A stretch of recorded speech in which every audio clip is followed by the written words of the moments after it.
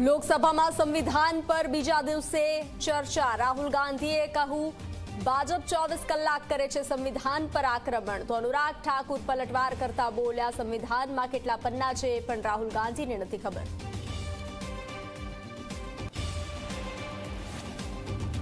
સુરતમાં નકલી તબીબો પકડવાનો સિલસિલો યથાવત। વરાછામાં ગુપ્ત રોગનો ઇલાજ કરતા 2 નકલી ડોક્ટરો અને કમ્પાઉન્ડર પકડાયા। ધોરણ 12 પાસ 2 સગા ભાઈઓએ ખોલ્યું હતું દવાખાનું।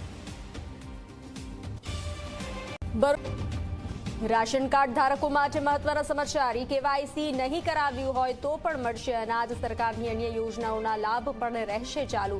લોકોને અફવા પર ધ્યાન ન આપવા માટે કરાઈ અપીલ।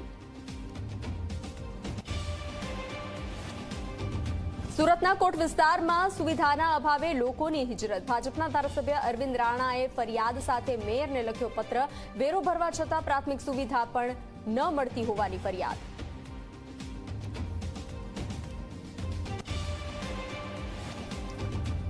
આણંદમાં અત્યાર સુધીની સૌથી મોટી દબાણ હટાવ કાર્યવાહી। બોરસદ ચોકડી નજીક સરકારી જમીન પરથી 327 દબાણો દૂર કરાયા।